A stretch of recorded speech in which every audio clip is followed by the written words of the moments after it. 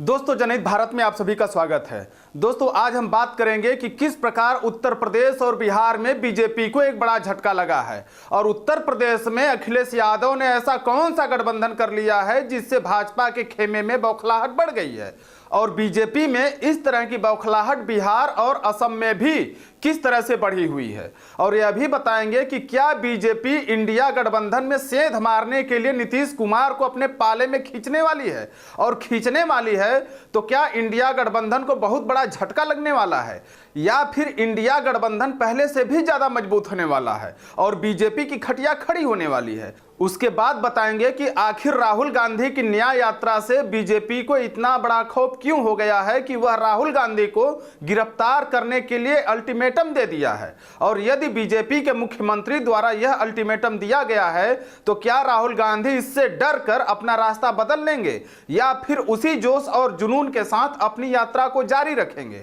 और आपको यह भी बताएंगे कि जिस तरह प्रधानमंत्री मोदी भारत को विश्व गुरु का दर्जा दे रहे हैं, उस विश्व गुरु वाले देश में शिक्षा का स्तर कितना नीचे गिर गया है। और वार्षिक शिक्षा स्थिति रिपोर्ट ने मोदी सरकार के विश्व गुरु वाले देश में पूरे शिक्षा की पोल खोलकर रख दी है। और अंत में बात करेंगे कि किस प्रकार प्रधानमंत्री मोदी अपने आप को श्री राम से बड़ा दिखाने की कोशिश कर रहे हैं, और क्या प्रधानमंत्री मोदी यह भी दिखाने की कोशिश कर रहे हैं कि भगवान श्री राम को लाने वाले वे ही हैं। तो चलिए सबसे पहले बात कर लेते हैं उत्तर प्रदेश में गठबंधन को लेकर। आपको बता दें कि अखिलेश यादव ने जयंत चौधरी के साथ गठबंधन कर लिया है, जो राष्ट्रीय लोक दल के अध्यक्ष भी हैं, और दोनों में सीट को लेकर सहमति भी बन चुकी है। वहीं दूसरी तरफ भाजपा के प्रदेश अध्यक्ष सम्राट चौधरी ने नीतीश कुमार को खुला आमंत्रण दिया है कि नीतीश कुमार को कोई दिक्कत नहीं है, वो जब चाहे तब भारतीय जनता पार्टी में शामिल हो सकते हैं। और वहीं तेजस्वी यादव, लालू यादव और नीतीश कुमार के साथ बैठक के बाद जवाब दिया है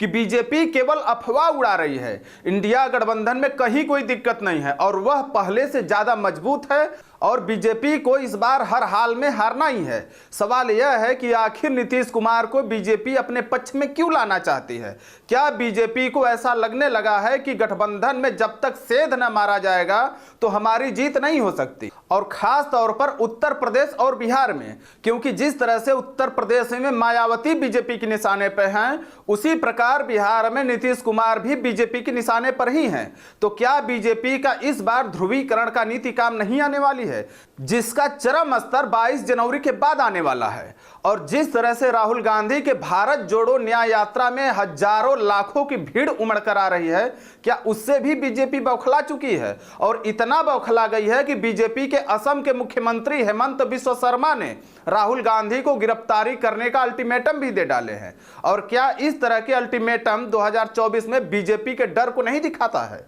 उधर राहुल गांधी ने साफ साफ बोल दिया है कि हमको जो करना है वह करेंगे, अगर उनको गिरफ्तार करना है तो वो हमें गिरफ्तार करके दिखाएं। दोस्तों, अब चलिए मोदी सरकार के दौरान शिक्षा की स्थिति पर भी जान लेते हैं। दोस्तों, आपको बता दें कि वार्षिक शिक्षा स्थिति रिपोर्ट के अनुसार 14 से 18 वर्ष के 56.7% छात्र तीसरी कक्षा के गणित हल नहीं कर सकते हैं, और गणित तो छोड़िए, इस उम्र के 26.5% छात्र अपने क्षेत्रीय भाषा में धारा प्रवाह रूप से कक्षा 2 की किताब भी नहीं पढ़ सकते। इस रिपोर्ट में यह भी कहा गया है कि 17 वर्ष से 18 वर्ष के आयु के 25% युवा अपनी पढ़ाई छोड़ चुके हैं, क्योंकि पढ़ाई में उनका कोई इंटरेस्ट ही नहीं है। दोस्तों, किसी भी देश का विकास उस देश के शिक्षा पर ही निर्भर होता है, और जो सरकार अपने दायित्व से हटकर शिक्षा से अधिक मंदिर मूर्तियों का प्रचार अपने राजनीतिक स्वार्थ के लिए करने लगे, उसके बाद भी यह सरकार कहती है कि यह देश विश्व के तमाम देशों का विश्व गुरु हो चुका है,